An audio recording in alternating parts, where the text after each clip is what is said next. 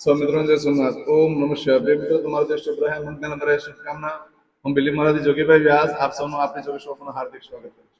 મિત્રો, આજ રોજ જોઈશું આજનું શુભ પંચાંગ। આ તારીખ છે 6/8/2026 ને ગુરુવાર, અષાઢ વદ આઠમ તિથિ છે। આજે જન્માષ્ટમીની વધાઈ, યમુનાજીનો ઉત્સવ સુરતમાં ઉજવાતો હોય છે। આજે મનસાદેવીની પૂજાનું પણ બહુ જ મહત્વ છે। આજે જોઈશું આજનું શુભ પંચાંગ। આજે બાળકનો જન્મ થાય છે, તિથિ ગણાય છે આઠમ। આઠમ તિથિ આજે સાંજે 6:54 પૂર્ણ થઈ જાય છે અને ત્યાર પછી જે બાળકનો જન્મ થાય એનું નોમ તિથિ ગણાશે। આ નોમ તિથિ 7 તારીખે સાંજે 4:38 પૂર્ણ થઈ જશે। આજે જે બાળકનો જન્મ થાય છે નક્ષત્ર ગણાય છે ભરણી। ભરણી નક્ષત્રમાં જન્મ થાય એની ચોક્કસ પૂજા વિધિ કરી લેજો। આ ભરણી અને કૃતિકા બે નક્ષત્ર બહુ ભારે પડી જતા હોય છે, નુકસાન મોટું કરાવતા હોય છે। ભરણી નક્ષત્ર આજે રાત્રે 8:14 પૂર્ણ થઈ જાય છે। રાત્રે 8:14 પછી જે બાળકનો જન્મ થાય એનું કૃતિકા નક્ષત્ર છે। ભરણી નક્ષત્રમાં અકસ્માત વગેરે યોગ થઈ શકે છે। કૃતિકા નક્ષત્રમાં અગ્નિથી દાજી જવું, શોર્ટ સર્કિટ થવું વગેરેથી નુકસાન થઈ શકતું હોય છે। ગરમીને લગતા રોગો થઈ શકતા હોય છે। આ કૃતિકા નક્ષત્ર આજે રાત્રે 8:14 થી શરૂ થઈ 7 તારીખે સાંજે 6:44 પૂર્ણ થઈ જશે। આજે જે બાળકનો જન્મ થાય છે એનો યોગ ગણાય છે ગંડ યોગ। આજે બપોરે 3:01 પૂર્ણ થઈ જાય છે અને ત્યાર પછી જે બાળકનો જન્મ થાય વૃદ્ધિ યોગ ગણાશે। આ વૃદ્ધિ યોગ 7 તારીખે બપોરે 12:12 પૂર્ણ થઈ જશે। આજે જે બાળકનો જન્મ થાય છે એનું કરણ ગણાય છે બાલકરણ। આજે સવારે 7:52 પૂર્ણ થઈ જાય છે અને ત્યાર પછી જે બાળકનો જન્મ થાય એનું કૌલકરણ ગણાશે। આ કૌલકરણ આજે સાંજે 6:54 પૂર્ણ થઈ જશે। આજે જે બાળકનો જન્મ થાય છે એની રાશિ ગણાય છે મેષ। મેષ રાશિની અક્ષર છે અલય। મેષ રાશિના સ્વામી મંગળ ગણાય છે। આજે આખા દિવસમાં કોઈ પણ બાળકનો જન્મ થાય એની રાશિ મેષ ગણાશે। મેષ રાશિની અંદર અક્ષર આવે છે અલય। મેષ રાશિના સ્વામી મંગળ છે। આ મેષ રાશિ 7 તારીખે મળસ્કે 1:54 પૂર્ણ થાય છે। એટલે ત્યાં સુધી જે બાળકોના જન્મ થાય એ બધાની રાશિ મેષ ગણાશે। આ રાશિ તિથિ નક્ષત્ર કરવાનું બહુ જ મહત્વ છે મિત્ર। જેનો જન્મ હોય તેની ચોક્કસ પૂજા વિધિ કરેલો જીવન સરળ બની જશે। આજે જે કોઈ મારા સબસ્ક્રાઇબ મિત્ર, મારા ઘર પરિવારમાંથી કોઈ પણ સદસ્યની વર્ષગાંઠ છે, મેરેજ એનિવર્સરી છે, એ બધાને મારી ઘણી ઘણી શુભકામના। તમારા જીવનમાં ખૂબ પ્રગતિ થાય। ભગવાન શંકર તમારી બધી મનોકામના પૂર્ણ કરે, હું સ્વામિનાથ દાદાને પ્રાર્થના કરું છું।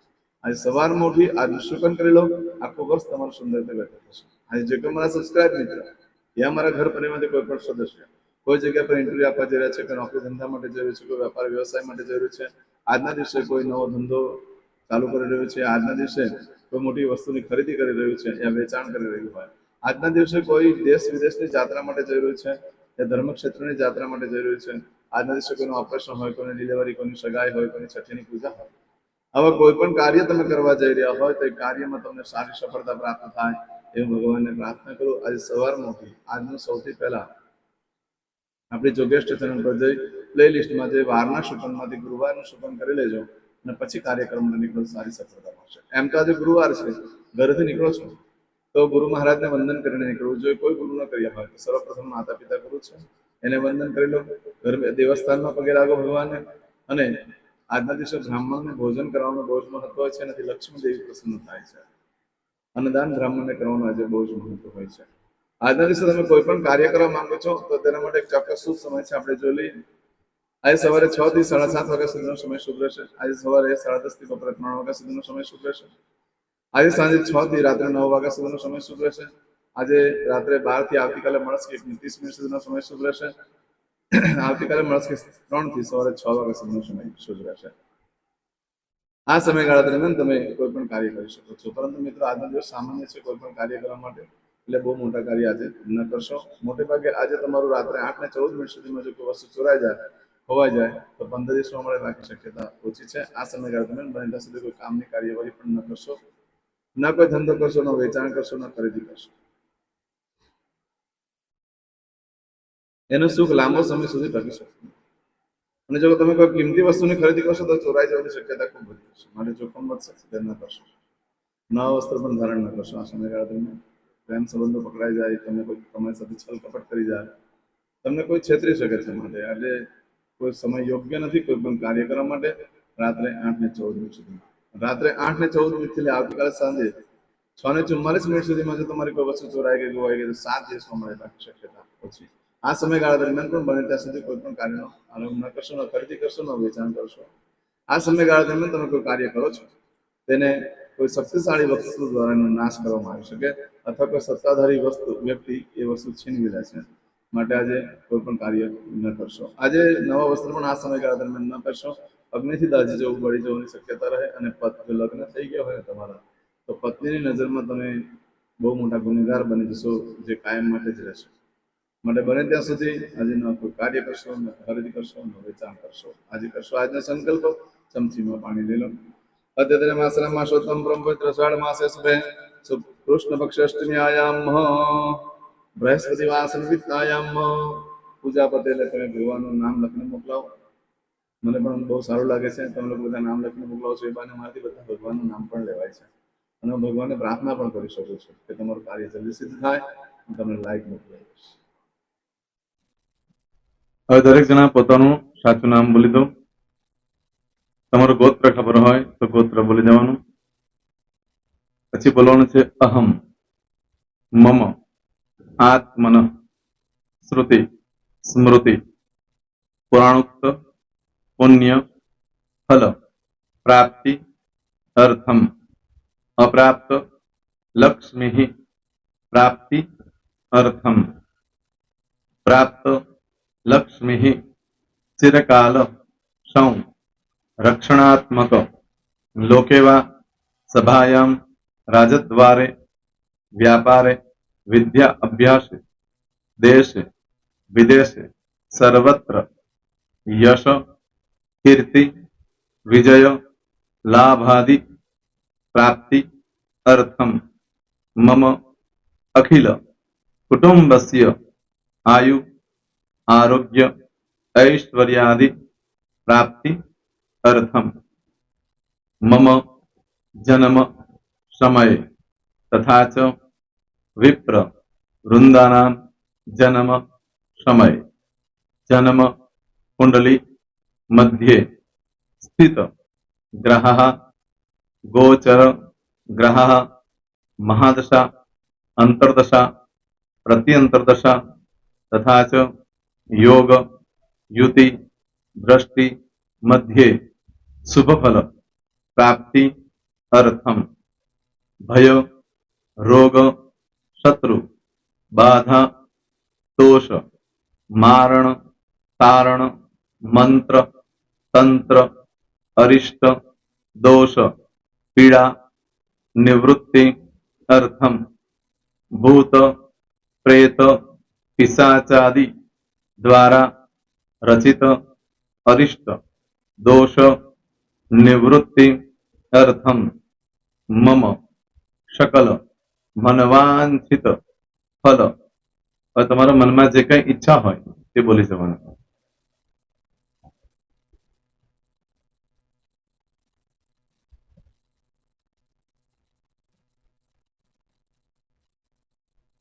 બોલવાનું અનુસારતઃ सकल मनवांछित फल प्राप्ति अर्थम.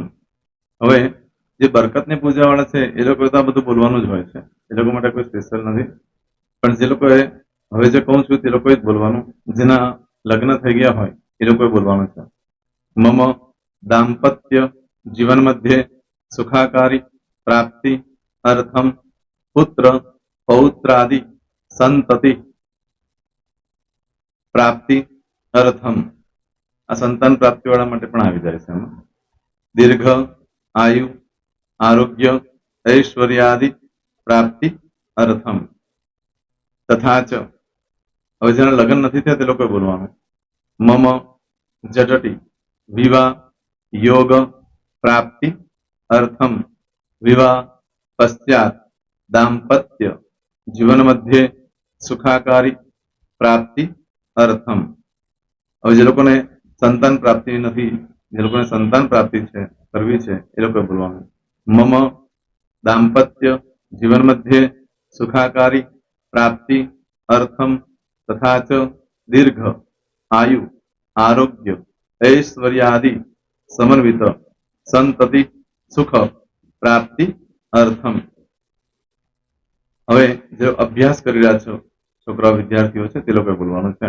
મમ વિદ્યા અભ્યાસ મધ્યે ઉત્તર પ્રગતિ ઉન્નતિ સાનુકૂલતા પૂર્વક દિવ્ય સફળતા પ્રાપ્તિ અર્થમ. હવે જે લોકો વિદેશમાં જવા માંગતા હોય કે શીપમાં જવા માંગતા હોય, મતલબ ભારત દેશની બહાર જઈને ધંધો વેપાર કરવા માંગતા હોય એ લોકોએ, અથવા વિદેશ જવા માંગતા હોય કાયમ માટે, એ લોકોએ બોલવાનું છે. મમ જટટી વિદેશ ગમન યોગ પ્રાપ્તિ અર્થમ વિદેશ ગમન કાર્ય મધ્યે સાનુકૂળતા પૂર્વક દિવ્ય સફળતા પ્રાપ્તિ અર્થમ.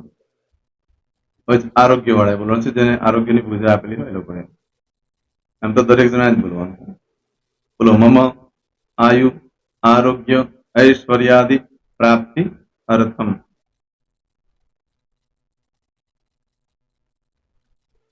હવે દરેક જણા બોલવાનું. સકલ મનવાંછિત ફલ પ્રાપ્તિ અર્થમ અદ્ય દિને પ્રધાન દેવતાનામ નિત્ય દિન અનુસાર્ધ પૂજન અર્ચન કર્મણિ અહમ કરીશ્યે. પાણીવાળી થાળીમાં પાણી મૂકી દેવાનું છે. હવે તમારી બધી પૂજા જે મેં આપેલી છે એ પૂજા થઈ જાય, અથવા તો તમે રોજ પૂજા કરતા છો, મારી પાસેથી નથી લઈ ગયા, એ પૂજા થઈ જાય પછી ફરી પાછી ચમચીમાં પાણી લેવાનું. અહીંયા વિડીયોને સ્ટોપ કરી દેવાનું.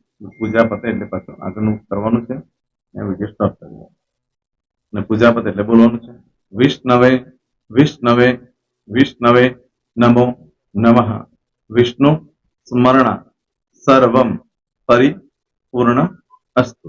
એતાની ગંધ પુષ્પ ધૂપ દીપ નૈવેદ્ય તાંબૂલ પ્રદક્ષિણા સહિત પ્રણુ મમ સકલ મનવાંછિત ફલ પ્રાપ્તિ અર્થમ પૂજન અર્ચન પ્રિયતાન નમમ. પાણી મૂકી દેવાનું, પાછું પાણી લેવાનું. પૂજન અર્ચન બ્રહ્માર્પણમસ્તુ. નીચે જમીન પર પાણી મૂકો, એમાં આંગળી ઘસી કપાળમાં તિલક કરી દો. કપાળમાં જમીન પર પાણી મૂક્યું છે એમાં. ત્યાર પછી ભગવાનને કહેવાનું કે હે પ્રભુ, આજે પૂજા કરતા કઈ પણ પ્રકારની ભૂલચૂક થઈ ગઈ હોય તો અમને ક્ષમા કરજો. અમે તમારા બાળક છીએ પ્રભુ, તમારો ખૂબ આભાર માનું છું. આજે મારી પાસે તમારી પૂજા કરાવી, મારી મનોકામના પૂર્ણ કરી. પ્રાર્થના કરી દો. જગ્યા પરથી ઉભા થઈ શ્રીનારાયણ ભગવાનને પાણી ચડાવી દો અને નિત્ય કર્મ જે કરતા હોય તે કરો. જય સ્વામિનારાયણ. તમારો દિવસ શુભ રહે, તમે અને તમારો પરિવાર સુખી રહે, સંપન્ન રહે, સુરક્ષિત રહે, એ ભગવાન સોમનાથ દાદાને પ્રાર્થના.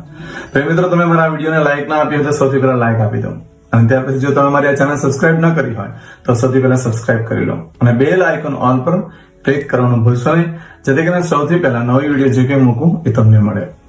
મિત્રો, કંઈ પણ મૂંઝવણ હોય તો મને આ નંબર પર તમે ફોન કરીને પૂછી શકો છો. મારો મોબાઈલ નંબર છે 9825546459. મિત્રો, કોમેન્ટ્સમાં જય સોમનાથ લખવાનું ભૂલશો નહીં. ફરી પાછા નવા વિડીયો સાથે મળીએ. ત્યાં સુધી સૌને જય સોમનાથ.